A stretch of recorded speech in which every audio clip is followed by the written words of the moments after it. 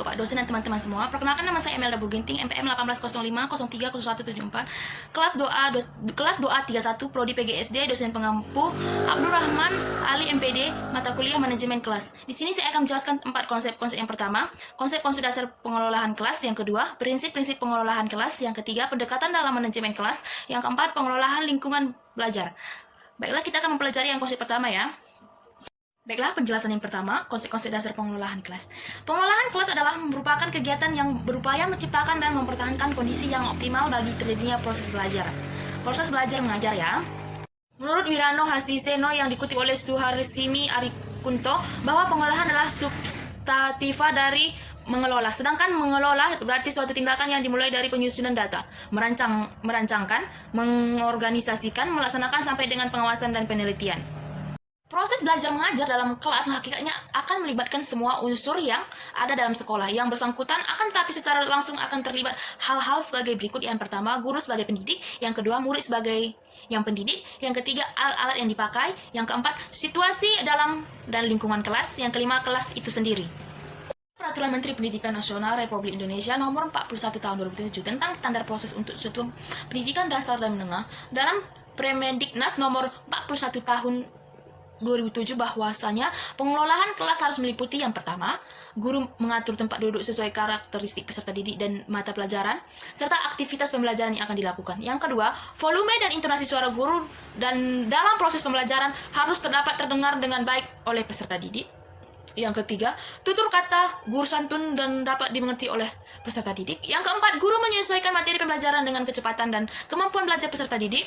Yang kelima, guru menciptakan ketertiban, kedisiplinan, kenyamanan, keselamatan, dan keputusan pada peraturan dalam menyelenggarakan proses pembelajaran. Yang keenam, guru memberikan peraturan dan umpan baik terhadap respon dan hasil belajar peserta didik selama proses pembelajaran berlangsung. Yang ketujuh, guru menghargai peserta didik tanpa memandang latar belakang, agama, suku, jenis, dan situasi ekonomi. Yang kedelapan, guru menghargai pendapat peserta didik. Yang kesembilan, guru memakai pakaian yang sopan, bersih, dan rapi. Sekian untuk penjelasan yang pertama. Setelah kita masuk ke konsep yang kedua, prinsip-prinsip pengolahan kelas. Pengolahan kelas juga dapat diartikan sebagai segala usaha yang diserahkan untuk mewujudkan suasana belajar mengajar yang efektif dan menyenangkan, serta dapat memotivasi siswa untuk belajar dengan baik sesuai dengan kemampuan. Sedangkan prinsip-prinsip dasar pengolahan kelas adalah pegangan atau acuan yang memiliki pokok dasar berpikir atau tindakan bagi seorang pendidik dalam usaha menciptakan dan memelihara kondisi belajar yang optimal, serta mengembalikan kondisinya bila terjadi gangguan dalam proses pembelajaran. Di Jamarah, prinsip dalam pengolahan kelas yaitu yang pertama, kehangatan dan keantusiasan. Hangat dan antusias diperlukan dalam proses mengajar. Guru yang hangat dan akrab dengan anak didik selalu menunjukkan antusias pada tugasnya atau pada aktivitasnya akan berhasil dalam mengimplementasikan pengelolaan kelas. Yang kedua, tantangan. Penggunaan kata-kata, tindakan, cara kerja atau bahan-bahan yang menentang akan meningkatkan gairah anak didik untuk belajar, sehingga mengurangi kemungkinan munculnya tingkah laku yang menyimpang serta dapat menarik perhatian anak didik dan dapat mengendalikan gairah belajar. Yang ketiga, bervariasi. Penggunaan alat atau media atau alat bantu gaya pengajar guru, pola interaksi antara guru dan anak didik akan mengurangi munculnya gangguan serta meningkatkan perhatian anak didik. Apabila penggunaan bervariasi sesuai dengan ketentuan sesaat merupakan kunci tercapainya pengolahan kelas yang efektif dan menghindari kejenuhan. Baiklah, yang keempat, keluesan. Keluesan tingkah laku untuk mengubah strategi mengajar dapat mencegah kemungkinan munculnya gangguan pada anak didik serta menciptakan iklim belajar mengajar yang efektif. Yang kelima, penekanan pada hal-hal positif. Pada dasarnya, mengajar dan mendidik menekankan hal-hal yang positif dan menghindari pemusatan perhatian anak didik pada hal-hal yang negatif. Penekanan pada hal-hal yang positif yaitu penekanan yang dilakukan guru terhadap tingkah laku anak didik yang positif. Penekanan tersebut dapat dilakukan dengan pemberian penguatan yang positif dan kesadaran guru untuk menghindari kesalahan yang dapat mengganggu jalannya proses interaksi edukatif. Yang keenam, penanaman disiplin diri. Tujuan akhir dari pengolahan kelas adalah anak didik dapat mengembangkan disiplin diri sendiri. Karena itu, guru sebaiknya mendorong anak didik untuk melaksanakan disiplin diri dan menjadi teladan dalam pengendalian diri dan pelaksanaan tanggung jawab. Strategi untuk mengimplementasikan prinsip-prinsip dalam pembelajaran.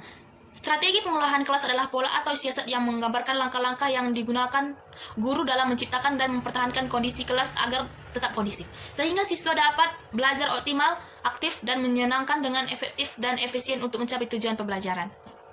Kita masuki ke konsep yang ketiga, pendekatan dalam manajemen kelas.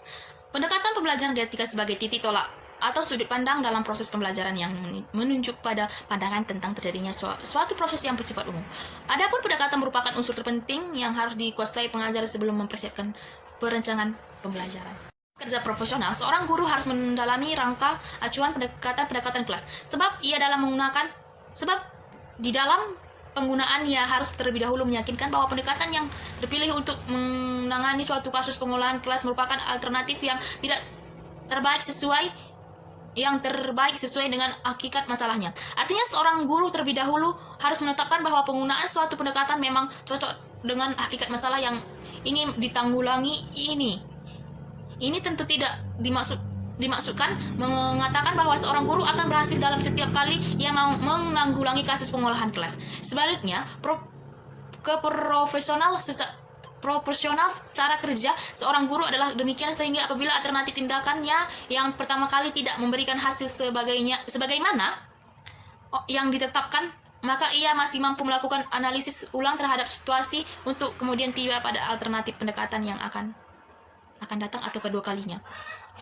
Macam-macam pendekatan. Secara prinsip guru memegang dua tugas sekaligus, yaitu melakukan pengajaran dan pengolahan kelas.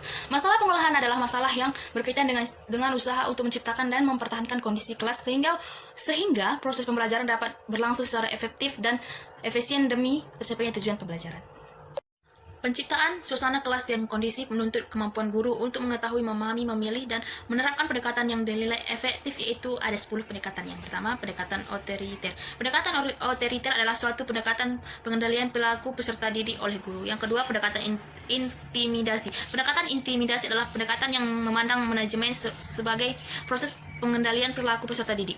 Berbeda dengan pendekatan otoriter yang menekankan perilaku guru yang manusiawi, pendekatan intimidasi menekankan pada perilaku guru mengintimidasi. Bentuk-bentuk intimidasi itu seperti hukuman yang kasar, ejekan, hinaan, pemaksaan, ancaman, dan menyalahkan. Peran peserta didik berperilaku sesuai dengan perintah guru. Yang ketiga, pendekatan primitif. Pendekatan primitif adalah pendekatan yang menekankan perilakunya memaksimalkan kebebasan siswa.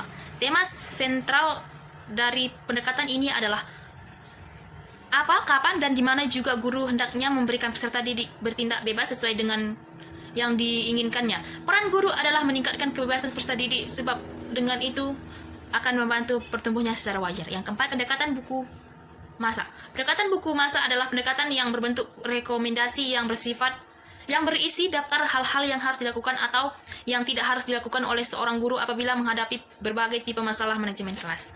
Yang Peraturan Menteri Pendidikan Nasional Republik Indonesia Nomor 41 Tahun 2007 tentang standar proses untuk satuan pendidikan dasar dan menengah, dalam Permendiknas Nomor 41 Tahun 2007 bahwasanya pengelolaan kelas harus meliputi yang pertama, guru mengatur tempat duduk sesuai karakteristik peserta didik dan mata pelajaran, serta aktivitas pembelajaran yang akan dilakukan. Yang kedua, volume dan intonasi suara guru dan dalam proses pembelajaran harus terdengar dengan baik oleh peserta didik.